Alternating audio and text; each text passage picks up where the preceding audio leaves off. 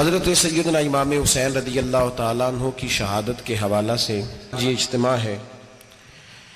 امت مسلمہ کچھ آزمائشوں کا شکار ہے، کچھ ہمارے ذہن اس طرح کے ہو گئے، عام آدمی سے لے کر بڑے آدمی تک کہ کوئی بات بڑی جلدی ہمارا ذہن قبول ہی نہیں کرتا۔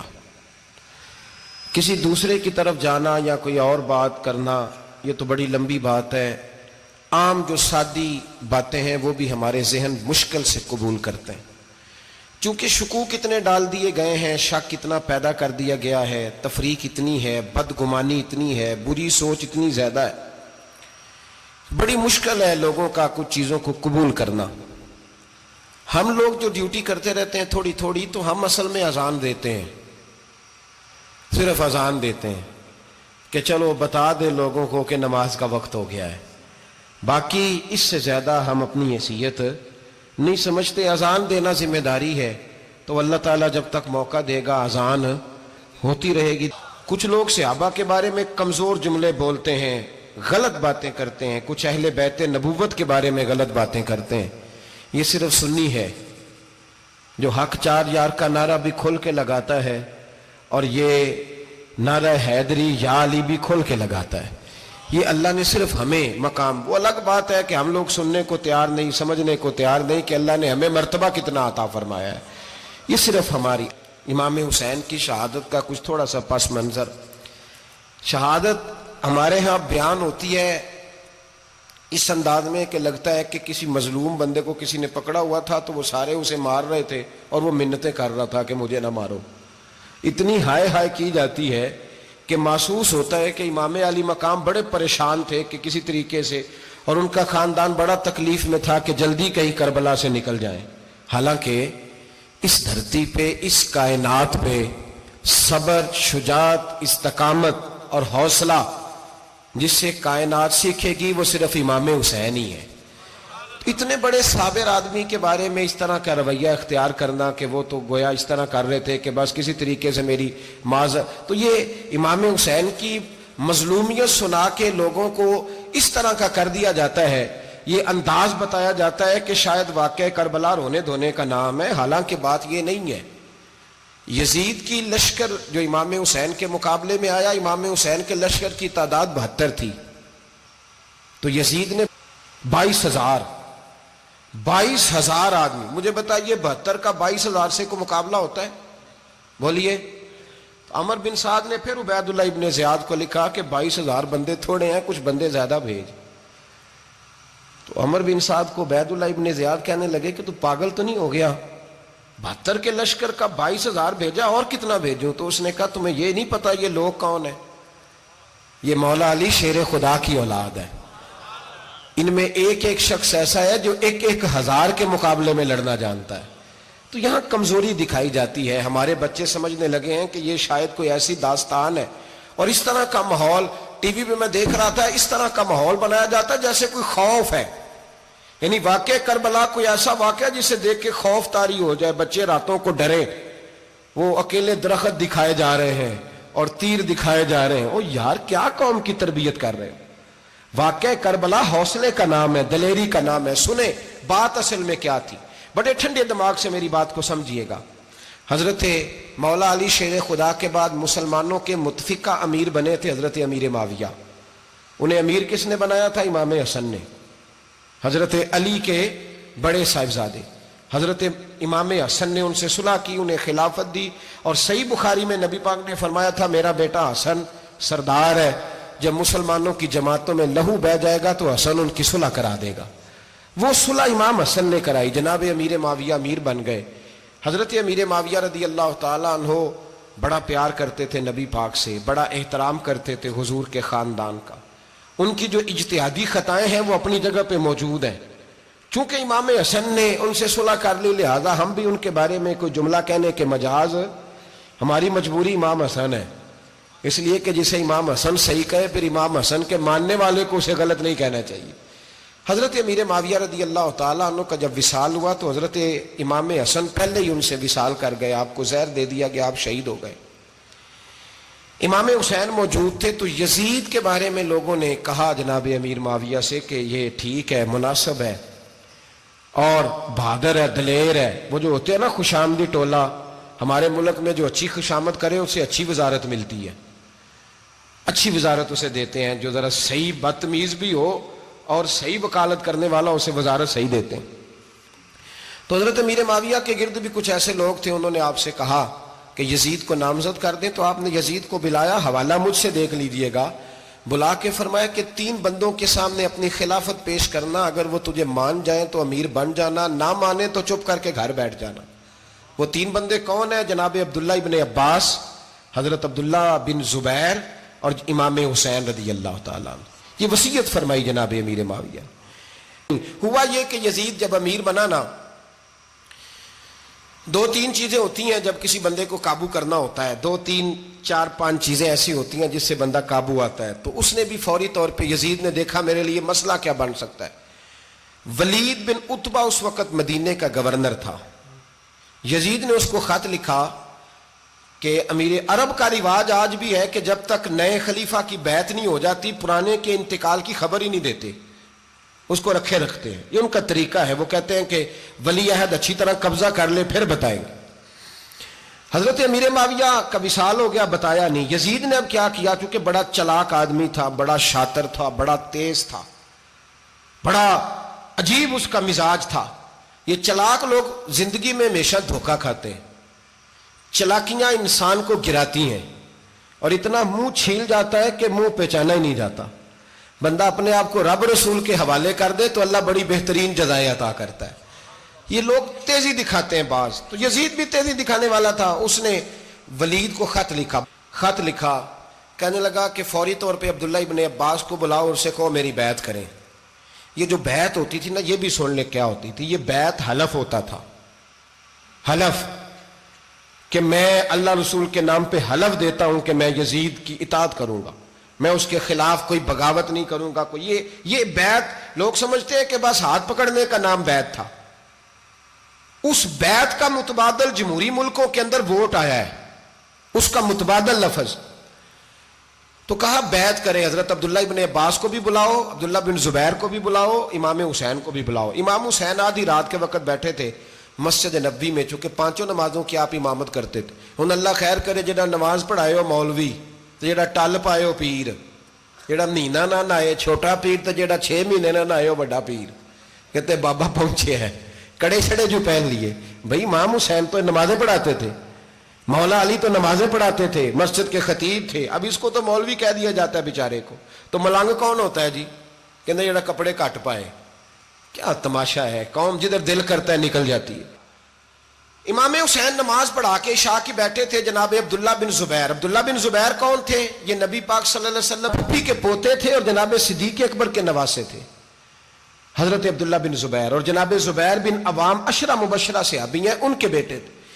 بہت زیرک آدمی تھے. یہ بھی امام حسین کے پاس بیٹھے تھے. عبداللہ ابن عباس بھی تھے جو حضور کے چچا کے بیٹے ہیں، اس امت کے پہلے مفسر ہیں قرآن پاک. یہ لوگ بیٹھے تھے. تو ولید نے ایک بندہ بھیجا، اس نے آ کے کہا جناب آپ کو گورنر صاحب نے بلایا ہے. تو عبداللہ بن زبیر کہنے لگے حسین اس وقت بلانے کی بات سمجھ میں نہیں آئی. تو امام حسین بڑے بصیرت والے تھے، اللہ نے بصیرت دی تھی. کہنے لگے عبداللہ آپ کو سمجھ نہیں آئی، مجھے سمجھ آ گئی ہے، امیر معاویہ وصال کر گئے اور یہ ہمیں جو بلایا گیا ہے نا یہ یزید کی بیعت کے لیے بلایا گیا ہے. تو کہا پھر آپ آدھی رات کو نہ جائیں، آپ کے لیے خطرہ ہوگا. تو امام حسین فرمانے لگے خطرہ حسین کو نہیں ہوتا، حسین کو خطرہ نہیں. کہا پھر بھی آپ مہربانی کریں ذرا احتیاط سے جائیں. تو جناب عبداللہ ابن زبیر نے، عبداللہ ابن عباس نے 14 بندے نیزے دے کے تلواریں دے کے امام حسین کے ساتھ بھیجے اور کہا کہ امام حسین اگر اس نے کوئی غلط ملت بات کی نا، زبردستی بیعت کرنے کا کہا، تو آپ بس کوئی ایک بات اونچی آواز میں کر دینا، یہ سپاہی پیچھے آ جائیں گے. امام حسین ان 14 بندوں کو لے کے گورنر ہاؤس پہنچ گئے. جب آپ وہاں پہنچے اس نے بتایا، اس نے کہا جی حضرت امیر معاویہ انتقال کر گئے اور آپ نے یزید کی بیعت کرنی ہے. تو امام حسین فرمانے لگے میں چھپ کے بیعت نہیں کروں گا، مجمع لگاؤ، جمعے والے دن اعلان کرو.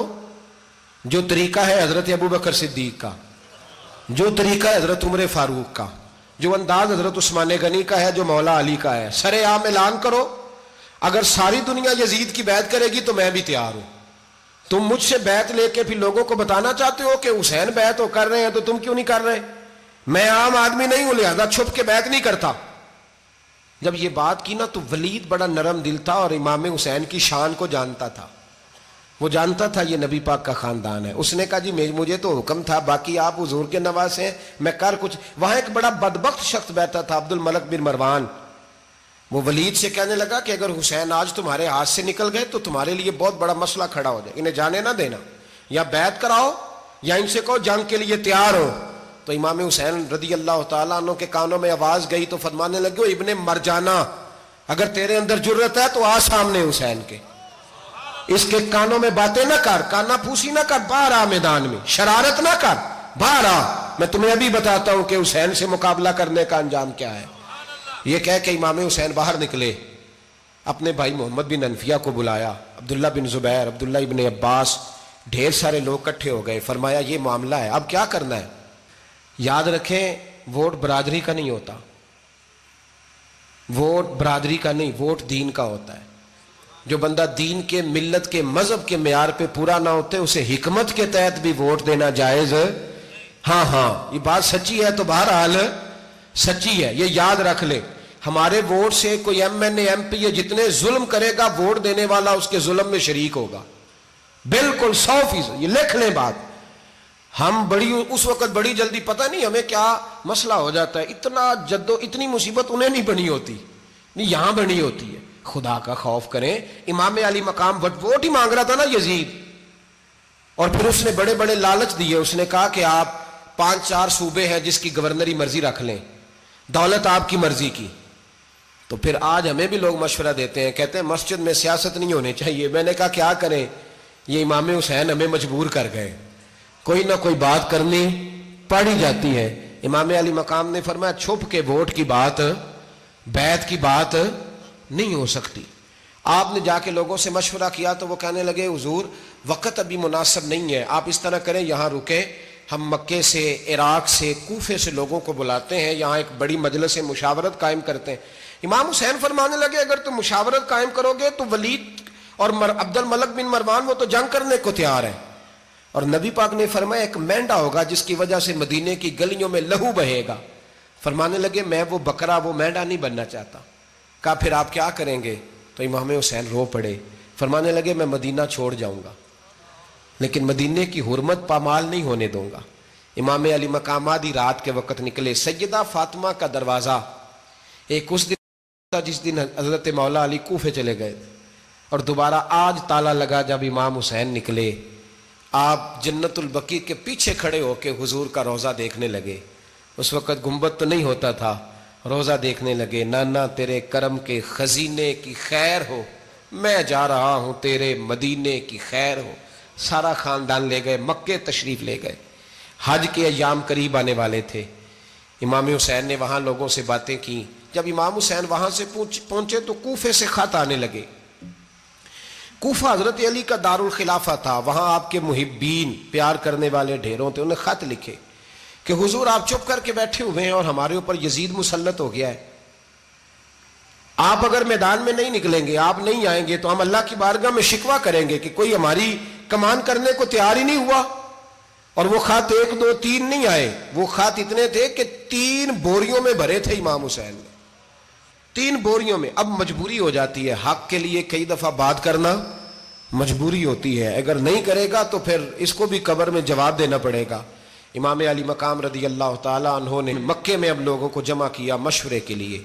ہر بندے نے کہا حضور وہ بلا تو رہے ہیں پر اپنے وعدوں کے پکے.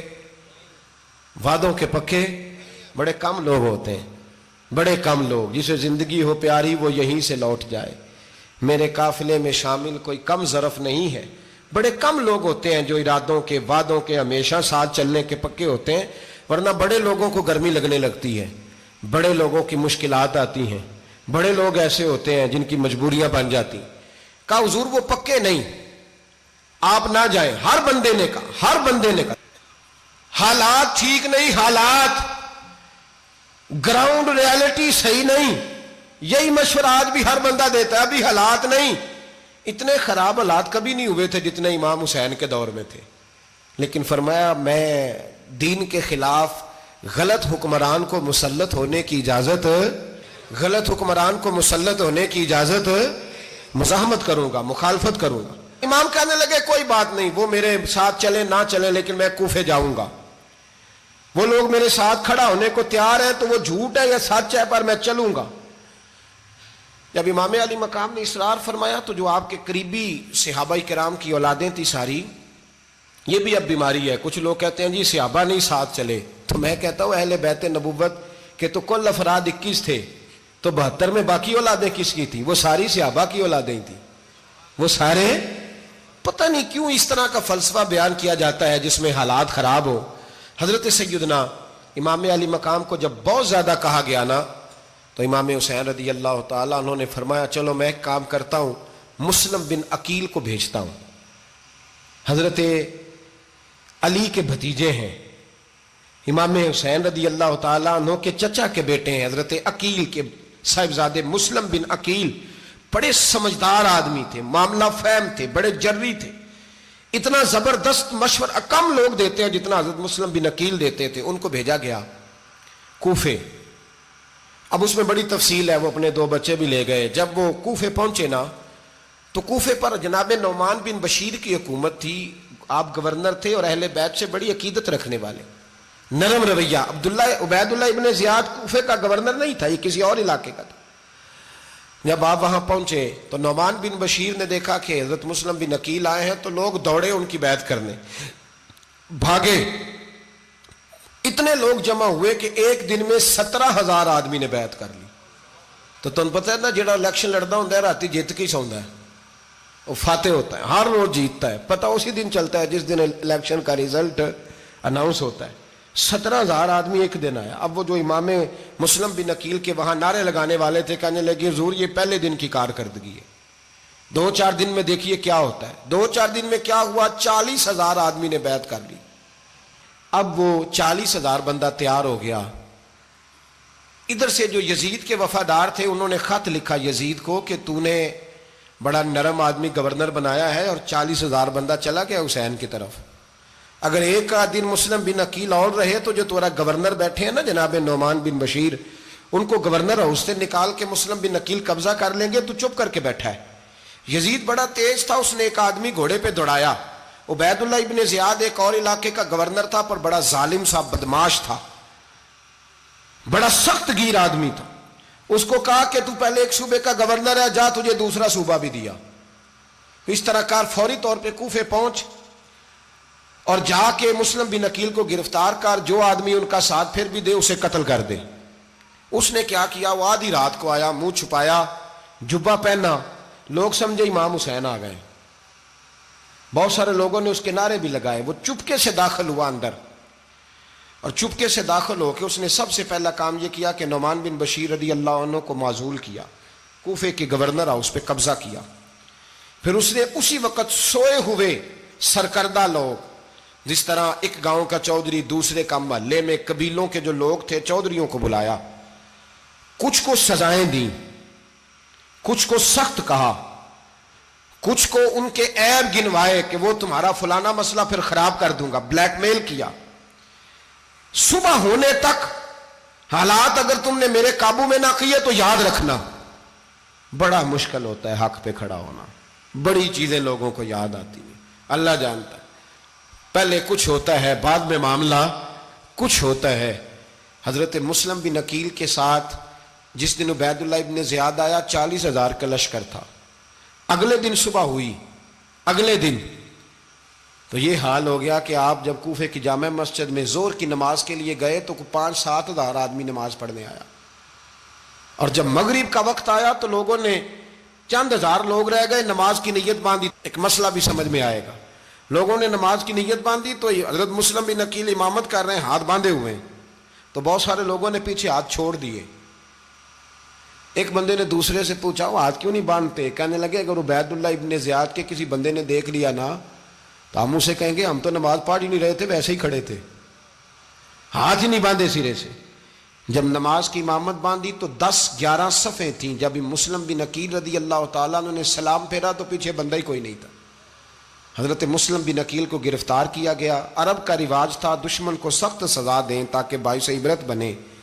بہت اونچا मीनार था कूफे का, गवर्नर हाउस का, ऊपर ले जाके जनाब मुस्लिम बिन अकील को ज़मीन पे गिराया गया। और जब वो शहीद हो गए तो शहीद होने से एक रात पहले वो ख़त लिख चुके थे इमाम हुसैन को कि आप आ जाएं, हालात बड़े अच्छे हैं। ख़त मिला तो इमाम हुसैन मक्के से कूफे की जानिब चल पड़े।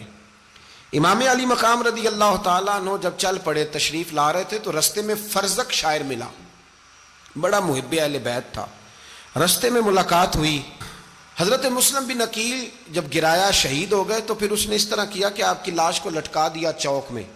लोग देखते थे तो औरतें बच्चों कहती थी तूने बाहर नहीं निकलना, हमने नहीं इमाम हुसैन के साथ चलना, बस बस बड़ा खौफ है, कोई बंदा ना बाहर निकले, कोई नहीं ज़रूरत हमें, हालात बेहतर होगी तो देखी जाएगी। आज कितने लोग हैं, कितनी देगें पकी, कितनी न्याजें बटी, क्या कुछ हुआ। आप नाराज ना होना, मैं आप में से हूं, आप मुझसे हैं, ये बात आपकी नहीं मेरी सबकी है। आज भी अगर इमाम हुसैन के नाम पे जान देने की बारी आएगी तो देगे ही रह जाएंगी। नाराज तो नहीं हो गए आप लोग? फटाफट माएँ कहेंगी बाहर नहीं जाना, बिल्कुल पुत्र सानू की लगे, सारा दिन कोई हमारे लिए। वो पीर साहब तो करते रहते हैं बातें, उनका तो काम है, खबरदार हमने नहीं जाना। देगे लेने को सारे तैयार हैं, जाने देने को तैयार होना। नाराज हो गए आप लोग?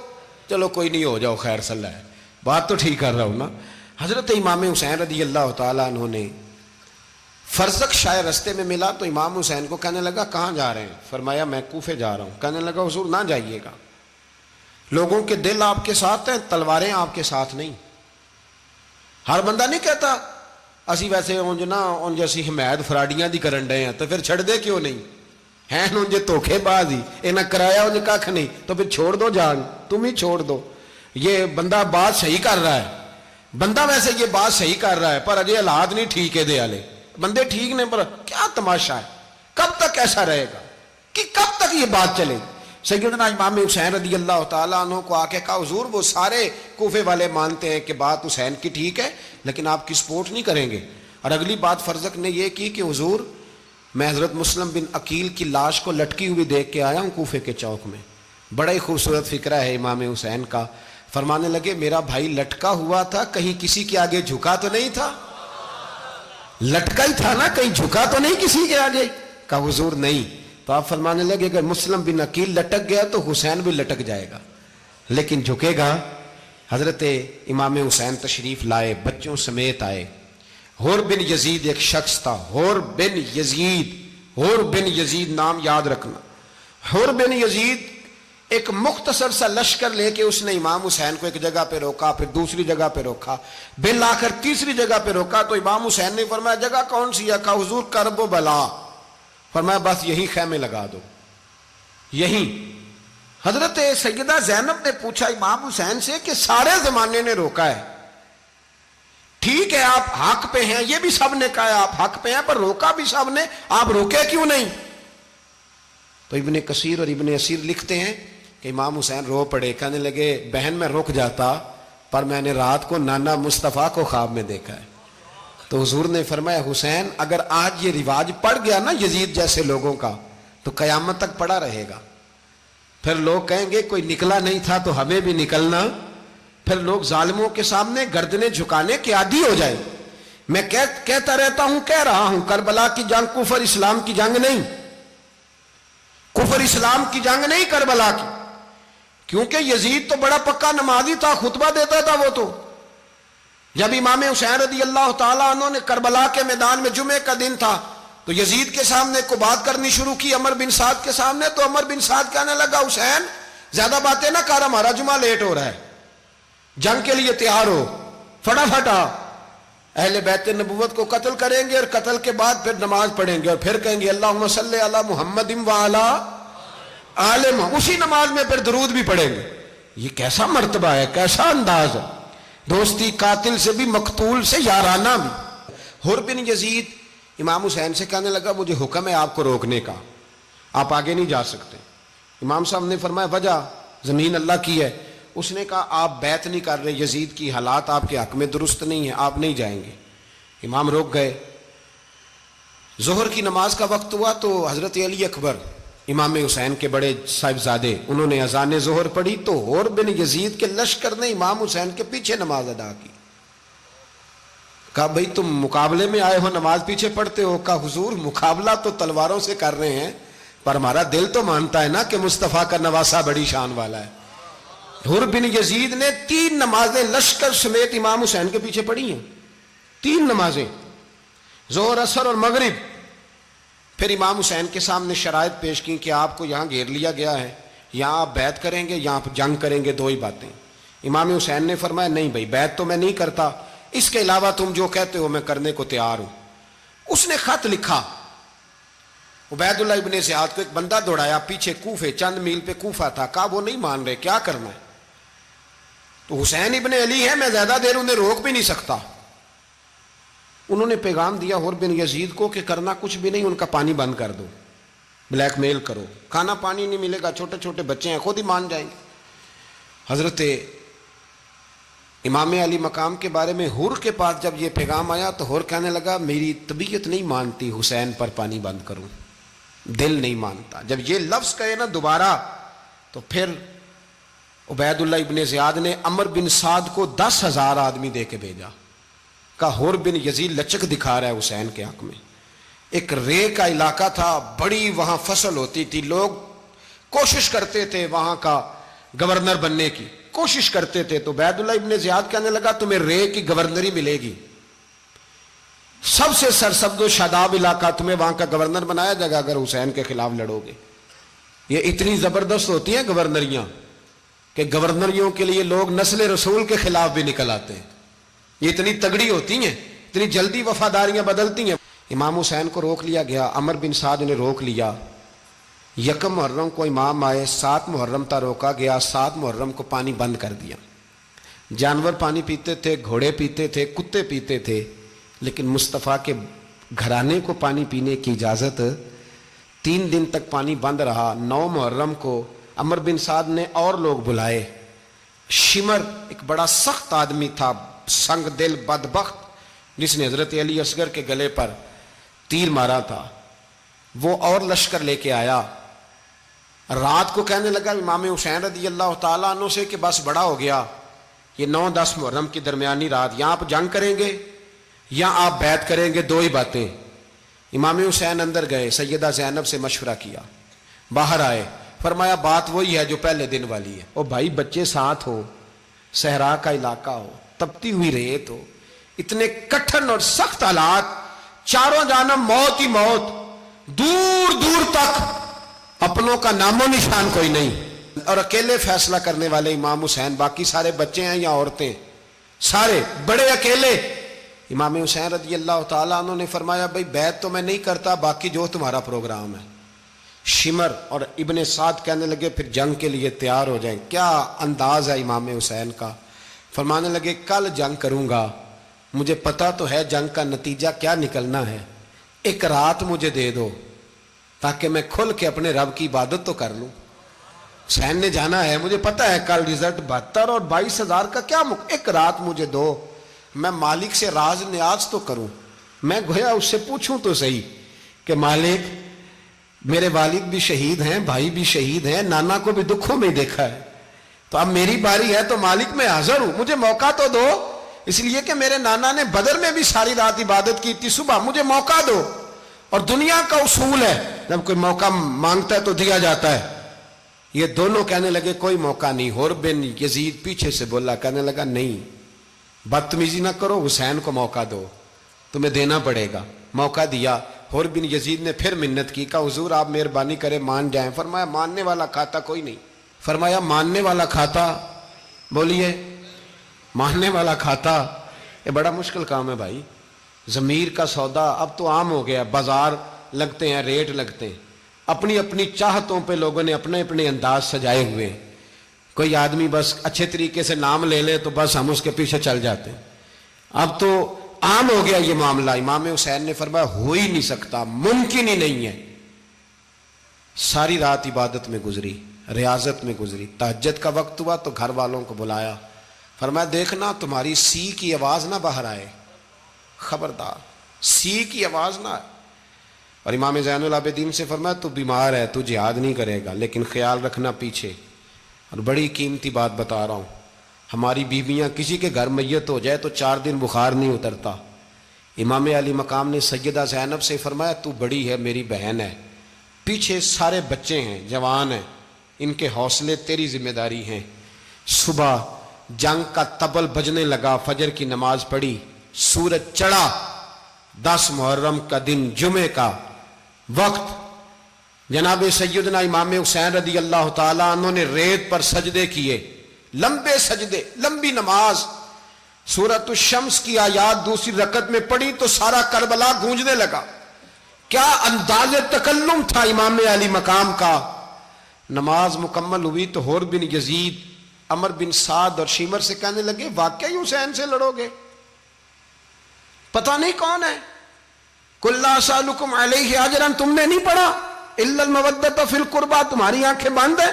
الحسن والحسین سید الشباب اہل جنہ، تمہیں نہیں پتا؟ کہنے لگا چپ کر، حکومت نظر آ رہی ہے۔ اور بن یزید کہنے لگے پھر میرا بھی فیصلہ سنو، مجھے حکومت نہیں چاہیے، مجھے جنت چاہیے۔ حکومت نہیں چاہیے۔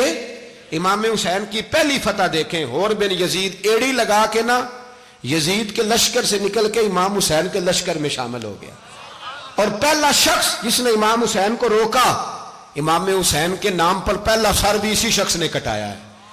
لیکن یزید کی قبر پہ لعنت بھی کوئی نہیں برساتا، اس کا محل تھا بہت بڑا، لیکن جب لوگ کربلا میں امام حسین کو سلام کرنے جاتے ہیں تو قدموں میں حور بن یزید کا مزار بھی بنا ہوا ہے، اس کو بھی سلامی دی جاتی ہے۔ اور اب ہم اکیلا حور بن یزید نہیں کہتے، ہم کہتے ہیں حور بن یزید رضی اللہ تعالیٰ۔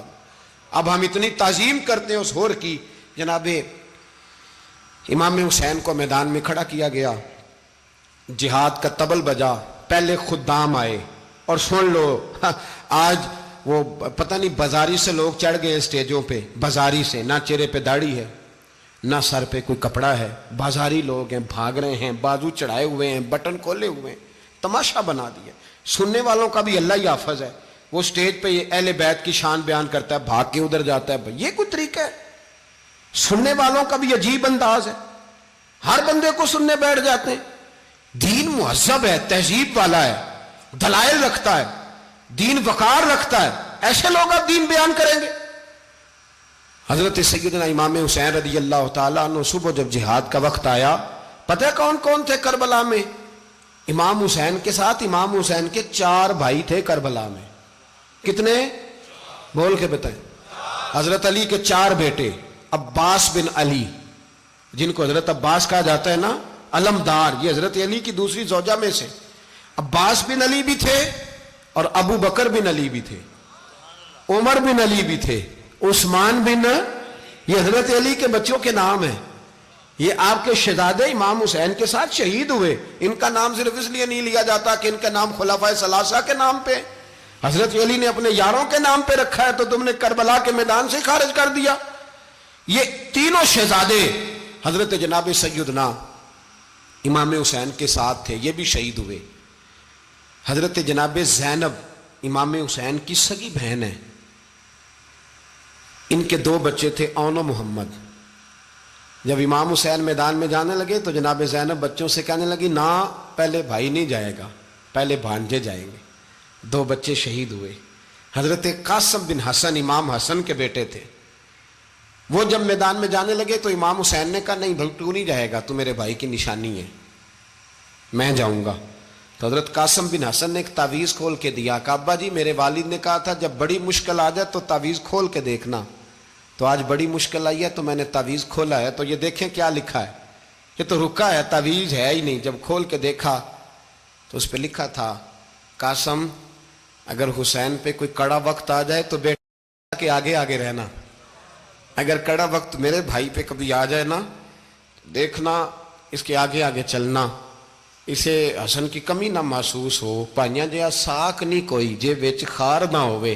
سیدنا امام حسین پہلی دفعہ کربلا میں اس وقت روئے جب یہ رکا، آپ نے دیکھا تو فرمایا ٹھیک ہے، اگر حسن کی یہ وصیت ہے تو میں نے زندگی میں اگر ان کی ہر بات مانی ہے اب بھی مانوں گا، تمہیں اجازت ہے۔ جناب قاسم بن حسن 16 سال کا جوان جب میدان میں نکلے تو ہائے ہائے پتہ نہیں کہاں سے آ گئی ہے۔ امام قاسم بن حسن جب میدان میں نکلے تو تبری سے لے کر علامہ ابو الاسناد صاحب سب کو پڑھ کے تو دیکھو، 3 دن کی پیاس ہے، شدید آزمائش ہے، دکھ ہیں، تکلیفیں ہیں، پھر بھی پہلی دفعہ جب میدان میں گئے ہیں واپس آئے ہیں 19 لوگوں کو قتل کر کے واپس آئے ہیں۔ 19 لوگوں کو ایک بار میں حضرت ایسے ہی تماشا بنا دیا ہے۔ مظلوم تھے وہ تو رو رہے تھے، ہر مقرر یہ کہہ رہا ہے کہ وہ تو بار بار کہ ابا پانی مل جائے، پانی آ جائے، ترس گئے۔ خدا کا خوف کرو، یہ دلیر لوگ تھے، ان کی باتیں آج بھی پڑھ کے دلیری پیدا ہوتی ہے، دلیری پیدا ہوتی ہے، دلیری۔ سناؤ قصہ خیبر کو تمامی اپنے بچوں کو، علی کی داستان سن کے دلوں سے ڈر نکلتا ہے، علی کی داستان سن کے دلوں سے، یہ جو بچے ڈر رہے ہیں نا، وہ چمگادڑ آ گئی، کاکروچ آ گیا، یہ خوف نکل جائے گا اگر حضرت قاسم بن حسن کی بات سنیں گے۔ درجنوں لوگ آپ نے قتل کیے۔ ایک دفعہ آئے، کہا چاچا یزید کا لشکر تو بڑا ہی بزدل ہے، اگر چند قطرے پانی میرے حلق سے گزرے تو میں سارے کاٹ کے لے آؤں گا آپ کے پاس، چند قطرے۔ لیکن تھوڑی دیر گزری، عمر بن سعد کہنے لگا اکیلے اکیلے جاؤ گے تو علی کا پوتا ہے، یہ سب کو مار دے گا، کٹھے جاؤ۔ چاروں جانب سے تیر برسے، ایک تیر لگا آ کے گردن کے پیچھے، بس جناب سیدنا قاسم بن حسن گھوڑے سے نیچے گرے تو جناب زینب حوصلہ کر کے آنسو سمیٹ کے کہنے لگی میں دیکھ رہی ہوں پردے کے پیچھے سے حسین میرے بھائی کا بیٹا گر گیا ہے، جا اسے اٹھا کے لا۔ حضرت امام حسین ان کو اٹھا کے لائے تو امام حسین نے سینے سے لگایا ہوا تھا تو ان کے پیر، ان کا قد لگتا تھا امام حسین سے زیادہ ہے، اٹھا کے لایا، لٹا دیا گیا۔ امام حسین کے اپنے بڑے بیٹے میدان میں نکلنے کو، علی اکبر نام ہے، جب جن لوگوں نے حضور کو نہیں دیکھا تھا وہ جب کہتے نا ہم نے نبی پاک کا دیدار نہیں کیا تو بتاؤ کس طرح کے تھے، تو بتایا جاتا تھا کہ جناب علی اکبر کا دیدار کرو، ہم شبیہ مصطفیٰ۔ اور جب وہ گلیوں میں نکلتے تھے تو عورتیں چھتوں پہ چڑھ جاتی تھیں۔ جناب علی اکبر رضی اللہ تعالیٰ عنہ تلوار لے کے میدان میں نکلے، جوان بیٹے دینے بڑے مشکل۔ او یارو رٹا کیا ہے یہ تو بتاؤ، کہ ظالم آدمی حکمران، یار یہ رٹا ہے، ایک ظالم کا رستہ روکنا ہے، اس رٹے کے لیے ہم شبیہ مصطفیٰ۔ جناب سیدنا امام علی اکبر میدان میں نکلے، بڑے لوگ مارے، بڑے، پھر ایک تیر ان کے بھی گلے میں لگا، اور جب وہ گرے نا زمین پہ تو حضرت امام حسین دوڑ کے آئے، دوڑ کے، اور جب تشریف لائے تو ان کے گلے سے تیر کھینچا تو ایک جملہ لکھا ہے صاحب تبری نے، اس نے حد کر دی، کہنے لگے تیر کھینچا تو امام حسین کی آنکھوں میں آنسو آئے، کہنے لگے کاش جناب ابراہیم آج میرے سامنے ہوتے تو میں انہیں کہتا کہ آپ نے تو بیٹا ذبح کرتے وقت آنکھوں پہ پٹی باندھی تھی، دیکھو میں کھلی آنکھوں سے بچے ذبح کر رہا ہوں، کھلی آنکھوں، کاش جناب ابراہیم خلیل ہوتے تو انہیں کہتا۔ جناب علی اکبر بھی شہید ہوئے۔ حضرت علی اصغر کو تو اچانک اٹھایا تھا امام حسین، باہر نکلے تو گردن پہ تیر لگا تو 6 مہینے کا بچہ وہ بھی شہید ہوا، خون اچھالا آسمان کی طرف تو کہا مولا دیکھ لے میں نے 6 مہینے والا بھی نہیں بچایا، وہ بھی دے دیا ہے۔ پھر حضرت عباس کو بیٹیوں نے کہا کہ اب نہ، کچھ کہتے ہیں پہلے شہید ہوئے، کچھ نے لکھا بعد میں، کہ اب ہم سے پانی کے بغیر نہیں رہا جاتا، تو جناب عباس پانی کا مشکیزہ لے کے نکلے، باہر نکلے، ایک ہاتھ کٹا، دوسرے پہ مشکیزہ وہ بھی کٹا۔ دیکھ لو میں پس منظر پہ ہوں ابھی تک، میں بتا رہا ہوں کہ جہاد کس کے خلاف تھا؟ ظالم حکمران کے خلاف، ظالم کافر کے خلاف نہیں، مشرک کے خلاف نہیں۔ حضرت امام حسین رضی اللہ تعالیٰ عنہ نے ہر جگہ ایک ہی بات کی کہ یزید شرابی ہے تو بچے کٹوا دوں گا، شرابی کو ووٹ، یہ ایک نہیں، ہر کتاب میں یہی لکھا، ہر کتاب میں، اور ہر مسلک کی کتاب۔ یزید چونکہ مجرے دیکھتا ہے، رنڈیوں کا ناچ دیکھتا ہے، بچے کٹوا دوں گا، اس کے ہاتھ میں ہاتھ۔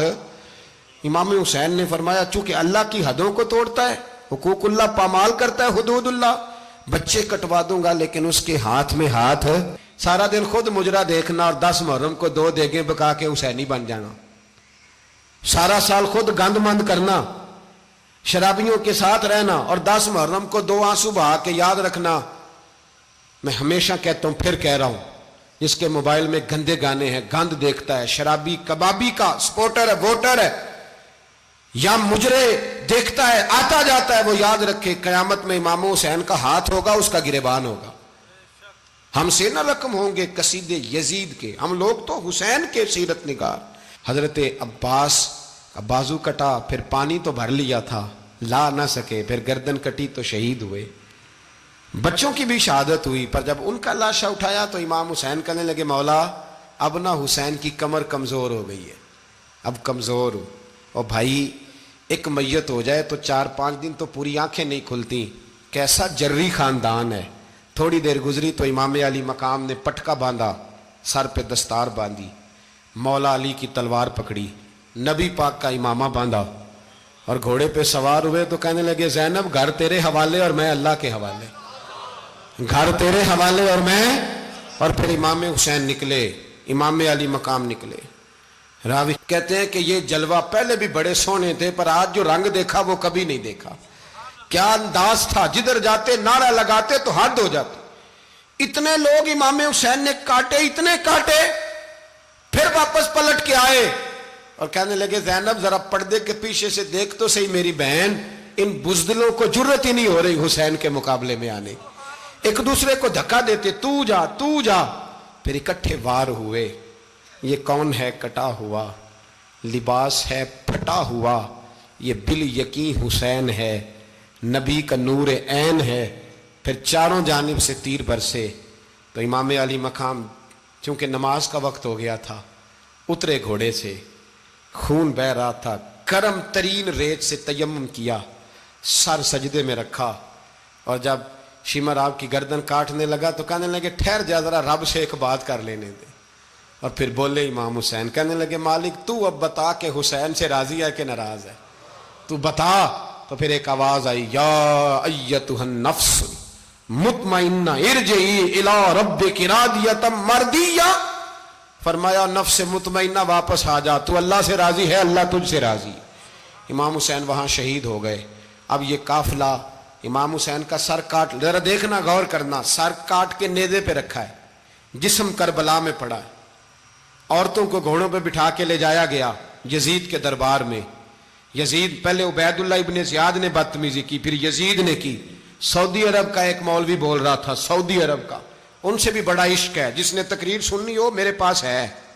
ہمیں لوگ مشورے دیتے ہیں کہ جو یزید کو اچھا کہے اور حسین کو باغی کہے اس کو ہم امام مان لیں، اس بے شرم بے حیا کو جو نبی پاک کے گھرانے کے بارے میں بکے اسے امام۔ سعودی عرب میں مسجد نبی میں درس دینے والا جس نے تقریر سننی ہو میرے پاس ہے، وہ کہتا ہے یزید تو بڑا اچھا آدمی تھا، اس نے تو بڑی خدمت کی، تو میں نے اسے کہا رشتہ داری کر لیا یزید کے ساتھ، قریب ہو جا۔ شرم نہیں آتی؟ آج بھی نبی پاک کا دل دکھاتے ہو، حیا نہیں آتی، خیال نہیں آتا؟ اور لوگ گھر میں بیٹھ کے باتیں کرتے ہیں، کہتے ہیں جی جو بیت اللہ میں ہو وہ بھی برا ہو سکتا ہے۔ بیت اللہ میں تو 360 بت بھی تھے، وہ اچھے تھے۔ مدینے میں تو 360 منافق بھی رہے، پوری سورہ منافقون نازل ہوئی، وہ اچھے تھے۔ عجیب تماشا بنا دیا لوگوں نے مذہب کا۔ کہتا ہے یزید نے تو بڑی خدمت، تو عبید اللہ ابن زیاد نے قتل کیا۔ بے شرمو، اگر عبید اللہ ابن زیاد نے بھی قتل کیا تھا تو حکومت کس کی تھی؟ تو پھر یزید نے عبید اللہ ابن زیاد کو سزا کیوں نہیں دی، بلکہ ایک جگہ 2 گورنریاں دی اس کو، یہ حال کیا؟ بلکہ سنو کہ یزید چھڑیاں مار رہا تھا، چھڑیاں امام حسین کے لبوں پہ، تو نعمان بن بشیر صحابی تھے، بول پڑے، کہنے لگے یزید بدبخت ہاتھ پیچھے اٹھا، مجھے اللہ کی عزت کی قسم میں نے سینکڑوں بار نبی پاک کو ان ہونٹوں کو چومتے دیکھا ہے۔ حضرت جناب زینب عورتوں کے مجمع میں پیچھے ہو کے بیٹھی ہیں، یزید کے پاس جب پہنچا لشکر تو یزید کہنے لگا دیکھو اللہ نے مجھے عزت دی اور میرے مخالفوں کا کیا حال ہوا۔ تو بی بی زینب بول پڑی، اتنے صدمے سہے پر آواز توانا ہے، جاندار ہے، جاندار۔ ہمارا کسی بندے سے جائیداد کا رٹا نہیں، ہم تو چاہتے ہیں امت اکٹھی ہو جائے، لیکن جو بندہ نبی پاک کی ماں کو دوزخی کہے، حضور کے باپ کو جہنمی کہے، یزید کو امیر المومنین کہے، اس کے ساتھ اتفاق رائے کر لیا جائے، یہ مذہب ہماری سمجھ میں نہیں آتا، بالکل نہیں آتا، قطعاً نہیں ہماری سمجھ میں آتا۔ کیسے اتحاد کر لیا جائے؟ یہاں تو میرے بھائی جو ہمارے ابا کا مخالف ہو اس سے اتحاد نہیں ہوتا، اور جو نبی پاک کے والد کو دوزخی کہے اس سے اتحاد ہو جائے۔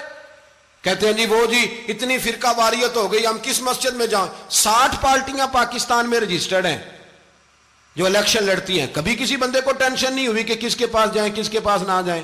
کبھی نہیں کو بولا کہ اب وہ بھی کھڑا ہو گیا, وہ بھی, کوئی ٹینشن نہیں.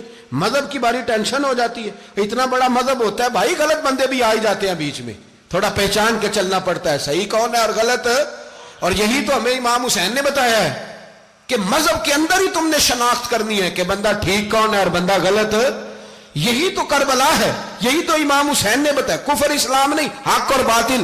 تو سمجھیے گا, حضرت سیدہ زینب نے جب سنا نا کہ یہ کہہ رہا ہے کہ مجھے اللہ نے عزت دی, تو جناب زینب بولی, نعمان بن بشیر کہتے ہیں بی بی بولی, اتنے صدمے ہیں پر جناب زینب بولی اللہ اکبر, اس انداز میں بولی کہ پہلے قرآن مجید کی آیت پڑھی, کہنے لگی وَتُعِزُّ مَن تَشَاءُ وَتُذِلُّ مَن تَشَاءُ بِيَدِكَ الْخَيْرُ إِنَّكَ عَلَىٰ كُلِّ شَيْءٍ قَدِيرٌ. اور پھر کہنے لگی یزید تو بکتا ہے, کہتا ہے کہ تو عزت والا ہو گیا, یہ تیری حکومت ہے, 4 دن گزرنے دے, تجھ پہ کوئی لعنت بھی نہیں برسائے گا, اور میرے بھائی کا قیامت تک ممبروں میں اور خطبوں میں ذکر ہوا کرے گا, وقت گزرنے دے. جب جناب بی بی زینب بول رہی تھی تو حضور کے ایک نابینا صحابی پاس بیٹھے تھے, جناب نعمان بن بشیر کا ہاتھ ہلایا, ہلا کے کہنے لگے کیا علی آ گئے؟ تو علی کی آواز لگتی ہے, جبریل امی بول رہے ہوں جیسے, حکمت کے گوہر رول رہے ہوں جیسے, دربار دمشق میں بی بی زینب کا خطاب منبر پہ علی بول رہے ہوں جیسے. میرے بھائی بس کربلا والا قافلہ تو مدینے پہنچ گیا, 3 سال یزید نے حکومت کی, شرابیں عام ہو گئیں, مکے پہ حملہ ہوا, خانہ کعبہ کا غلاف جلا, مدینے پہ اس نے حملہ کیا, 3 دن مسجد نبوی میں اس نے گھوڑے باندھے, مسجد نبوی میں صحابہ کو نکال کے اپنا اس نے امام مقرر کیا, لیکن پھر امت نے اسے قبول نہ کیا, پھر وہ رسوا ہوا اور آج تک وہ رسوا ہے.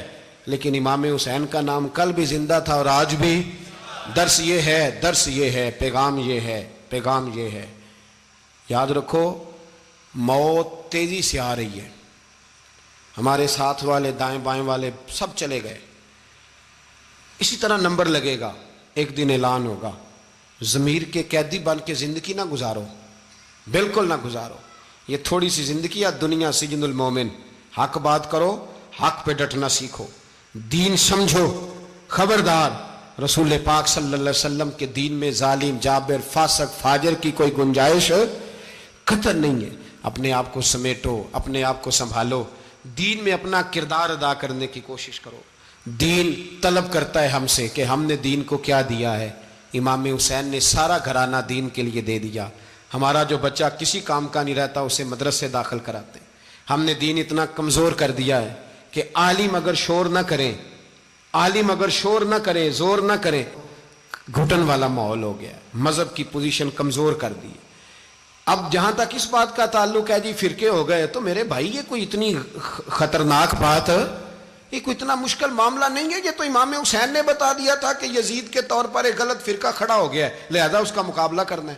اس میں کوئی بری بات ہے, لیکن ایک سبق ہے بزرگوں کا کہ اگر سچی بات بھی نہیں کرنی تو پھر اس منبر کا حق ادا نہیں ہوتا.